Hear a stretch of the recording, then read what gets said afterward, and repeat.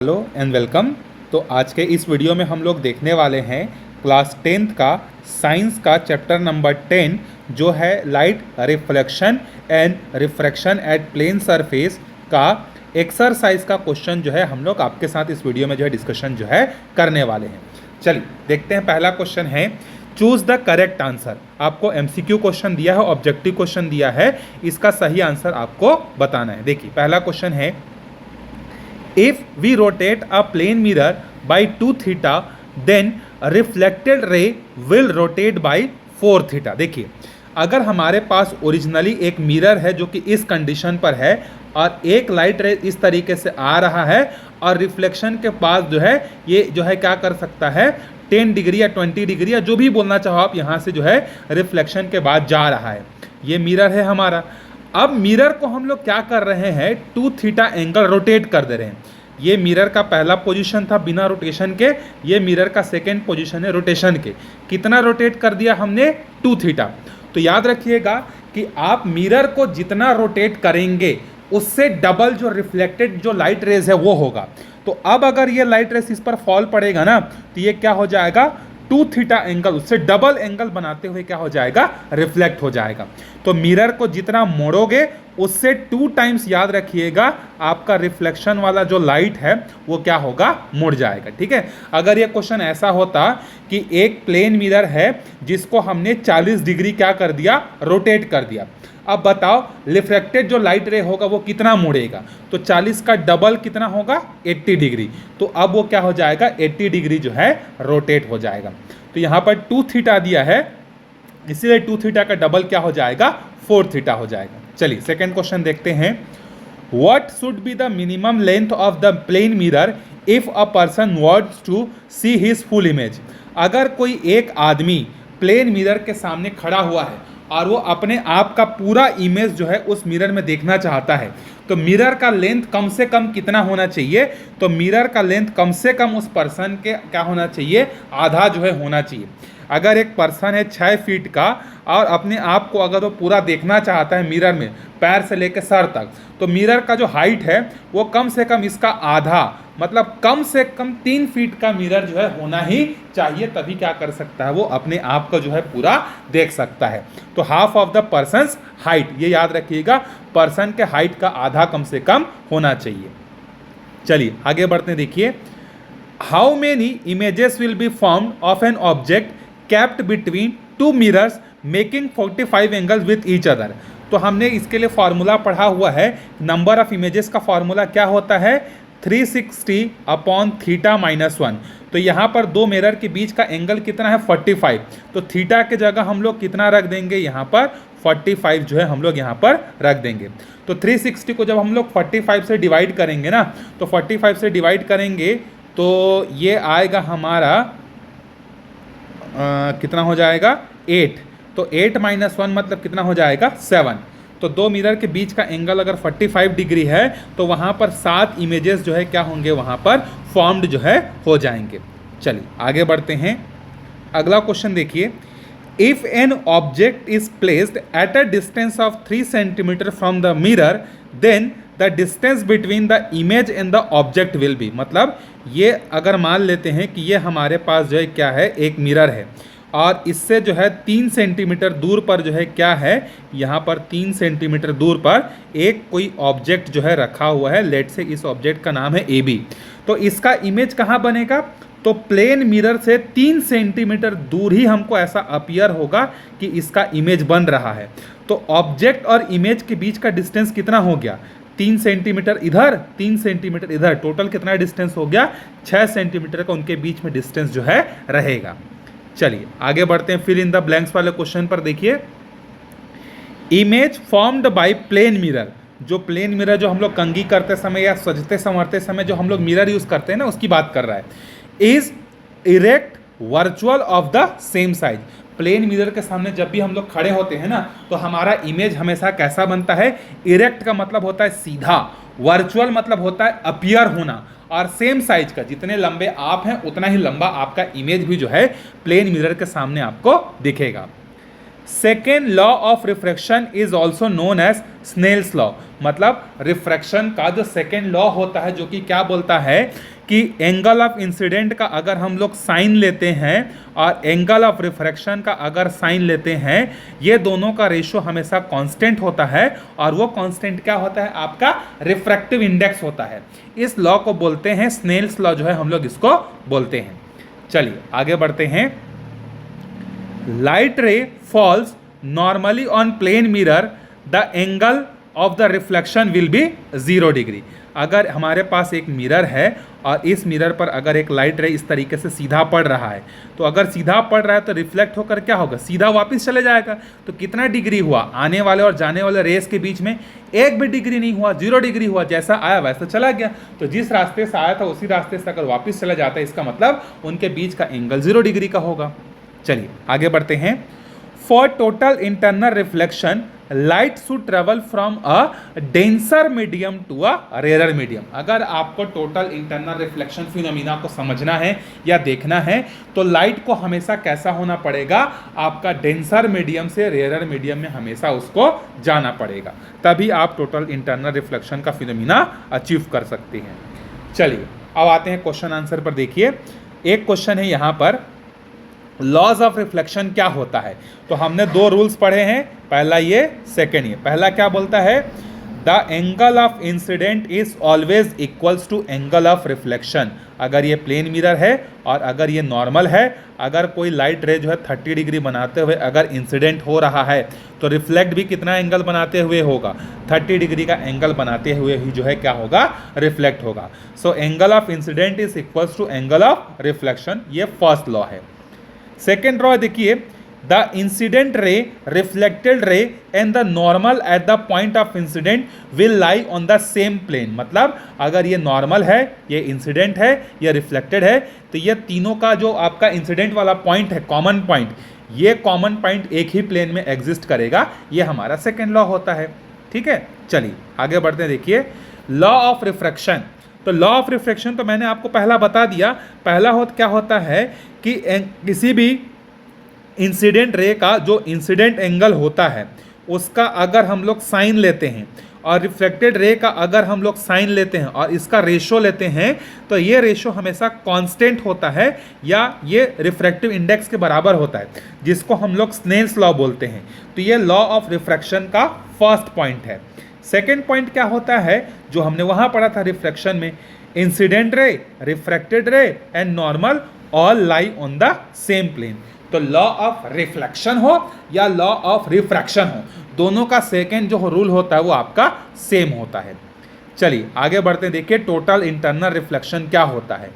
So total internal reflection occurs when light travel from a medium with in a higher refractive index to a medium with lower refractive index. मतलब हमने जो है पढ़ा है कि total internal reflection का phenomena तभी होता है जब हमारा लाइट रे क्या होगा, डेंसर मीडियम से कहाँ जाएगा, रेयर मीडियम में जो है जाएगा। That is from medium A to medium B when refractive index of A is greater than refractive index of B. ये इसका आंसर हो जाएगा। चलिए आगे बढ़ते हैं अगले क्वेश्चन पर। देखिए नेक्स्ट क्वेश्चन हमसे पूछा गया था कि what are the conditions of total law of refraction या total internal reflection. So total internal reflection के हमारे पास 2 कंडीशन होते हैं। फर्स्ट कंडीशन क्या है कि जो लाइट रे है उसको हमेशा डेंसर मीडियम से कहाँ जाना चाहिए, रेयर मीडियम में जो है उसको ट्रेवल करना चाहिए। ठीक। सेकेंड है the angle of incident should be greater than critical angle. आपका जो एंगल ऑफ इंसिडेंट है वो हमेशा मीडियम के क्रिटिकल एंगल से कैसा होना चाहिए, ऑलवेज ग्रेटर होना चाहिए, तभी आप उस कंडीशन को अचीव कर सकते हैं। और हर मीडियम के लिए क्रिटिकल एंगल अलग अलग होता है, ये हमने डिस्कशन जो है कर लिया था। चलिए अब अगला क्वेश्चन हमसे पूछा गया है, 5वां क्वेश्चन देखिए, example of refraction in daily life. हमारे डेली लाइफ में हम कहाँ पर रिफ्रैक्शन जो है देखते हैं। तो पहला है देखिए जब भी हम लोग कोल्ड ड्रिंक वगैरह पीने के लिए, शरबत वगैरह पीने के लिए इस तरीके से ग्लास में अगर पानी भरा हुआ है, इसमें अगर एक स्ट्रॉ को हम लोग डालते हैं, स्ट्रॉ मतलब एक पाइप को हम लोग डालते हैं, तो हमको कैसा दिखता है? ये टिल्टेड दिखता है कि नहीं? आप एक बाल्टी में पानी भर लो और उसमें एक डंडी को डालो, तो डंडी आपको कैसा दिखेगा? डंडी आपको दिखेगा कि वहां पर वो क्या है? मुड़ा हुआ है। ठीक है। दूसरा आप देख सकते हैं लेंसेस इन ग्लास और कैमरा फोकसिंग लाइट, वहां पर भी जो है रिफ्रैक्शन का आप एग्जांपल जो है देख सकते हैं। चलिए आगे बढ़ते हैं, अगले क्वेश्चन पर देखिए। नेक्स्ट क्वेश्चन है हमारे पास, क्रिटिकल एंगल क्या होता है? तो लास्ट वीडियो में ही मैंने आपको बताया था कि जब भी कोई लाइट रे डेंसर मीडियम से रेयरर मीडियम में ट्रेवल करता है, तो एक ऐसा एंगल ऑफ इंसिडेंट होता है जिस एंगल ऑफ इंसिडेंट पर जब हम लोग लाइट को डेंसर से रेयरर में भेजते हैं, तो वो क्या होता है? रेयरर मीडियम से जो है 90 डिग्री जो है क्या होता है? दूर जाके रिफ्लेक्ट जो है होता है। तो ये जो एंगल ऑफ इंसिडेंट है, जिस एंगल ऑफ इंसिडेंट पर हमारा एंगल ऑफ रिफ्रैक्शन 90 डिग्री हो जाता है, उसको हम लोग बोलते हैं क्रिटिकल एंगल जो है हम लोग उसको बोलते हैं। ठीक है, ये हमारा क्या है? क्रिटिकल एंगल का डेफिनेशन है। सातवां क्वेश्चन हमारे पास एक न्यूमेरिकल था, उस न्यूमेरिकल को हम लोग क्या कर सकते हैं? बड़ा इजीली सॉल्व कर सकते हैं। ए speed of light in glass, तो हमें मालूम है कि रिफ्रैक्टिव इंडेक्स का फॉर्मूला क्या होता है? रिफ्रैक्टिव इंडेक्स का फॉर्मूला होता है speed of light in vacuum upon speed of light in medium. तो अभी हमारे पास जो मीडियम है वो क्या है? ग्लास है, और रिफ्रैक्टिव इंडेक्स कितना है? 1.5 है, और लाइट की स्पीड वैक्यूम में कितनी होती है? 3 × 10⁸, और नीचे की स्पीड को x अज्यूम कर लेते हैं, तो यहाँ से x की वैल्यू क्या आएगी? देखिए 3 × 10⁸ अपॉन में 1.5 1 जा और ये 2 जा, तो यहाँ से हमारे पास जो ग्लास है, ग्लास में जो इसकी स्पीड आएगी वो कितनी आ जाएगी? 2 × 10⁸। समझ में आया कि नहीं न्यूमेरिकल? एक बार और बता देता हूं मैं क्या हुआ। यहाँ पर एक 1.5 रखा हुआ था, और यहाँ पर था वैक्यूम में लाइट की स्पीड 3 × 10⁸। ग्लास में जो स्पीड है उसको x ले लेते हैं, मान लेते हैं, तो x यहाँ क्रॉस मल्टीप्लाई होकर चला जाएगा, और यहाँ पर 3 × 10⁸, और नीचे में आएगा 1.5, तो 1.5 1 जा और ये 2 जा, तो ये कितना हो जाएगा? 2 × 10⁸ मीटर पर सेकेंड। तो लाइट की स्पीड ग्लास में इतनी हो जाएगी।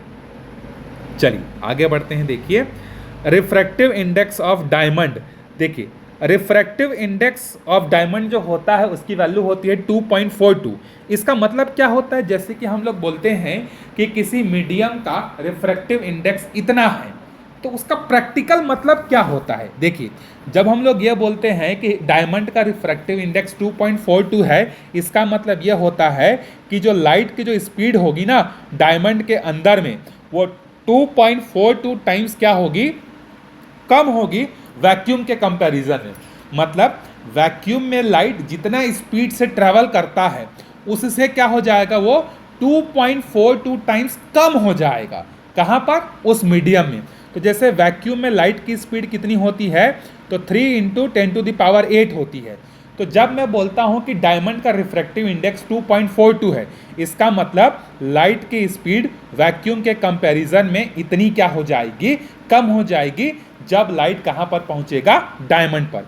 उसी तरीके से अगर मैं बोलता हूं कि ग्लास का रिफ्रैक्टिव इंडेक्स जो है वो 1.5 है, इसका मतलब क्या है कि लाइट का स्पीड वैक्यूम में जितना होगा उससे 1.5 टाइम्स कम होगा। कहां पर? ग्लास के अंदर में। चलिए आगे बढ़ते हैं। देखिए 9th question, light ray moving from air to ice, when light travel from air to ice, मतलब यहां पर एयर से कहां जा रहा है? आइस में जा रहा है। It will bends towards the normal because the speed of light decreases. तो देखिए एयर और आइस का जब हम लोग कंपैरिजन करेंगे, तो एयर जो होगा हमारा, यहाँ पर जो एयर है वो एज अ रेयरर मीडियम की तरह बिहेव करेगा, और जो हमारा आइस है वो किसके जैसा बिहेव करेगा? डेंसर मीडियम के जैसा। तो जब कोई लाइट रे क्या होगा? एयर से आइस में आएगा इस तरीके से, तो वो नॉर्मल के साइड क्या हो जाएगा? बेंड हो जाएगा। क्योंकि हमने पढ़ा है कि जब भी कोई लाइट रे डेंसर रेयरर से डेंसर में जाता है तो वो नॉर्मल की तरफ क्या होता है? बेंड हो जाता है। तो इस तरीके से वो लाइट रे क्या हो जाएगा? बेंड हो जाएगा। चलिए 10वें क्वेश्चन पे चलते हैं। देखिए, effect of increasing distance between object and mirror.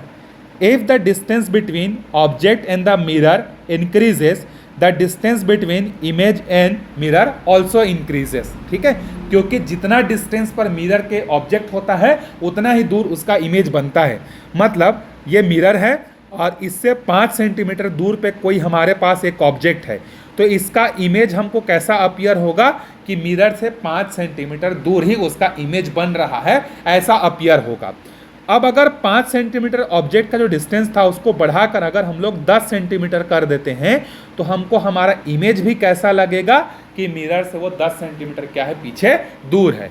तो ऑब्जेक्ट और मिरर के बीच का डिस्टेंस आप जितना बढ़ाओगे, इमेज और मिरर के बीच का डिस्टेंस उतना ही क्या होने लगेगा, इंक्रीज होने लगेगा। चलिए नेक्स्ट क्वेश्चन पे चलते हैं। देखिए, difference between virtual and real image. ये मैंने स्टार्टिंग के पहले या दूसरे क्लास में ही मैंने बता दिया था कि वर्चुअल इमेज वो इमेज होता है जिसको हम लोग स्क्रीन पर जो है क्या कर सकते हैं, अपीयर नहीं कर सकते, जबकि रियल इमेज वो इमेज होता है जिसको हम लोग स्क्रीन पर क्या कर सकते हैं, देख सकते हैं। ये आप यहां से जो है नोट डाउन कर सकते हो। चलिए अगले क्वेश्चन पे चलते हैं। देखिए नेक्स्ट क्वेश्चन है, चलिए अगला क्वेश्चन है absolute versus relative refractive index. देखिए दोनों में क्या डिफरेंस होता है। जब हम लोग बात करते हैं एब्सोल्यूट की, तो एब्सोल्यूट की जब हम लोग बात करते हैं ना कि एब्सोल्यूट रिफ्रैक्टिव इंडेक्स है, इसका मतलब स्पीड ऑफ लाइट को हम लोग कंपैरिजन करते हैं किससे, वैक्यूम से, कि वैक्यूम के कंपैरिजन में मीडियम में जाने से लाइट के स्पीड को क्या इफेक्ट होता है। तो जब हम लोग कंपैरिजन वैक्यूम से करते हैं तो वो कहलाता है हमारा एब्सोल्यूट रिफ्लेक्टिव इंडेक्स। और नॉर्मल रिफ्लेक्टिव इंडेक्स क्या होता है या रिलेटिव रिफ्रैक्टिव इंडेक्स क्या होता है, यहाँ पर हम लोग दो सेपरेट मीडियम का कंपैरिजन करते हैं, वैक्यूम से नहीं करते। हो सकता है कि वो दो जो हैं एयर हो सकता है और ग्लास हो सकता है, एयर और आइस हो सकता है, तो किसी भी दो का कंपैरिजन हो सकता है, लेकिन एब्सोल्यूट में एक हमेशा फिक्स होगा और वो कौन सा होगा, वैक्यूम। तो आंसर दोनों में आपको समझ में आ गया होगा। चलिए नेक्स्ट क्वेश्चन है। देखिए, principle of reversibility of light. ये हमने पढ़ा हुआ है कि जब लाइट जो होता है अगर उसके बीच में अलग अलग मीडियम्स को अगर हम लोग रख देते हैं तो लाइट एक मीडियम से दूसरे मीडियम में जिस रास्ते से आता है, अगर लाइट के डायरेक्शन को चेंज कर दें तो उसी रास्ते से क्या होता है, वो वापस चले जाता है। इसको हम लोग बोलते हैं principle of reversibility of light बोलते हैं। चलिए आगे एक्सप्लेनेशन के लिए हमको दिया हुआ है। पहला देखिए, the apparent position of a fish in the pond differ from actual position. क्यों होता है, बाल्टी में अगर एक मछली है तो वो मछली हमको कैसा दिखेगा, ऊपर उठा हुआ दिखता है, जबकि एक्चुअल में वो ऐसा नहीं होता है। तो उसके पीछे का कारण क्या होता है, रिफ्रैक्शन जो होता है इसके पीछे का कारण होता है light ray bends as the transition from water to air. जब वो वाटर से एयर में आता है मीडियम चेंज होता है, जिसके कारण से लाइट का डायरेक्शन चेंज हो जाता है। इसी तरीके से आपको मछली के जैसा एक और एग्जांपल दिख सकता है कि अगर एक बाल्टी में अगर पानी है, उस पर एक कॉइन रखा हुआ है, तो कॉइन हमको कैसा दिखता है, ऊपर उठा हुआ। इसके पीछे का कारण भी क्या होता है, रिफ्रैक्शन ऑफ लाइट जो इसके पीछे का कारण होता है। चलिए अगला है, एयर बबल जो है ये आपका जो है साइन करता हुआ क्यों दिखता है। जैसे एयर बबल बच्चे लोग खेलते रहते हैं कि नहीं, तो एयर बबल हमको बहुत ज़्यादा साइन करते हुए दिखता है। तो उसके पीछे का कारण क्या है, टोटल इंटरनल रिफ्लेक्शन जो होता है वो बबल के पीछे का कारण जो है होता है साइन करने का। मिराज हमको अपीयर क्यों होता है, तो मिराज हमको अपीयर होता है टोटल इंटरनल रिफ्लेक्शन के कारण से जो है हमें अपीयर जो है होता है। चलिए अब देखिए यहाँ पर length of mirror for full image. ये मैंने आपको पहले ही बता दिया है कि अगर आपको फुल इमेज को देखना है तो मिरर का लेंथ जो है आपके ऑब्जेक्ट के हाइट का कम से कम कैसा होना चाहिए, हाफ जो है होना चाहिए, तभी आप उसको कर सकते हो। इसका न्यूमेरिकल भी जो है मैं आपको बताया हूँ। अगला क्वेश्चन है, रिफ्रैक्शन और रिफ्लेक्शन दोनों में क्या डिफरेंस होता है।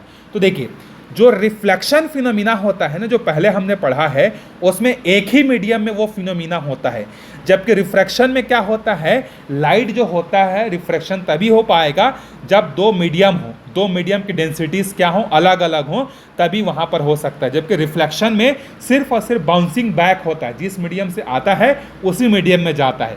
रिफ्रैक्शन में जिस मीडियम से आता है या तो उससे ज़्यादा डेंसर मीडियम में वो जाएगा या उससे कम डेंसर मीडियम में जाएगा और लाइट की स्पीड कम हो जाएगी, जबकि रिफ्रैक्शन में मतलब रिफ्लेक्शन जो F वाला है, रिफ्लेक्शन में लाइट के स्पीड पर कोई फर्क नहीं पड़ता, जबकि रिफ्रैक्शन में लाइट की स्पीड या तो कम हो सकती है या तो ज़्यादा हो सकती है।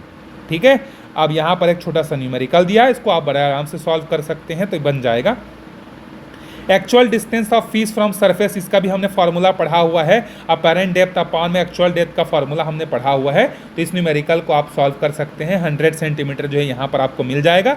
ठीक है, यहाँ पर क्वेश्चन क्या दिया देखिए, determine the actual distance of fish from the surface when it appears to be a depth of 75 in centimeter, we apply the Snell's formula। तो Snell's formula क्या होता है, mu is equal to apparent depth upon में actual depth. तो यहाँ पर refractive index आपको दिया हुआ है, देखिए कितना है 1.33 दिया हुआ है, और इसके बाद जो है आपका क्या बोलते हैं अपरेंट डेप्थ और एक्चुअल डेप्थ यहाँ पर आप रखेंगे तो ये हो जाएगा आपका अपरेंट डेप्थ ऊपर और नीचे में आएगा 75, इसको इनटू करेंगे इसके साथ जाकर तो ये 100 सेंटीमीटर जो है आ जाएगा। मतलब ये है म्यू इज इक्वल टू आपका होता है actual depth upon apparent depth, ये होता है ना फॉर्मूला, उल्टा बता दिया है क्या, एक मिनट, इसका फॉर्मूला क्या होता है, apparent depth upon refractive index का फॉर्मूला, मतलब म्यू इज इक्वल टू क्या होता है, म्यू इज इक्वल टू होता है आपका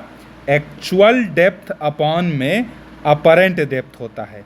तो अभी आपका देखिए रिफ्रैक्टिव इंडेक्स कितना दिया है 1.33 और एक्चुअल डेप्थ आपको निकालना है, अपरेंट डेप्थ आपको 75 दिया है, तो 75 1.33 के साथ जाकर इंटू करेगा तो एक्चुअल डेप्थ कितना आ जाएगा, एक्चुअल डेप्थ जो है 100 सेंटीमीटर जो है आ जाएगा। तो यहाँ से आप इसको सॉल्व कर सकते हैं। इसी तरीके से आप यहाँ पर देखिए ratio of speed of light in water and glass, इसका भी क्वेश्चन आपको दिया हुआ है, तो इसको भी आप सॉल्व कर सकते हैं। इसका रिफ्रैक्टिव इंडेक्स आप लगा के फॉर्मूला बन जाएगा, नहीं बनेगा तो कमेंट करके बताइएगा, मैं नेक्स्ट वीडियो में आपके लिए इसको क्या कर दूंगा, सॉल्व जो है इसको कर दूंगा। बड़ा ईजी सा क्वेश्चन है, आप इसको जो है बना सकते हैं आराम से। ठीक है, क्वेश्चन नंबर 19 है ना, देखिए क्या दिया है आपको, absolute refractive index of glass. तो ग्लास का रिफ्रैक्टिव इंडेक्स आपको दिया हुआ है 3/2 है, और वाटर का कितना दिया है 5/4 है, और आपको पूछा है कि find the ratio of speed of light in water to that of glass, इसका रेशियो निकालना है, तो ये 1.2 आएगा। तो पहले आप फॉर्मूला लगाएंगे यहाँ पर स्पीड ऑफ लाइट, मतलब mu is equal to speed of light in vacuum upon में मीडियम, एक बार आप ग्लास के लिए निकालेंगे और एक बार आप किसके लिए निकालेंगे, यहाँ पर वाटर के लिए निकालेंगे, फिर दोनों का रेशियो निकालेंगे तो आंसर जो है आ जाएगा। चलिए मिलते हैं नेक्स्ट वीडियो में, तब तक आप अच्छे से पढ़ते रहिए, अगर कोई डाउट होगा तो कमेंट करके बता सकते हैं।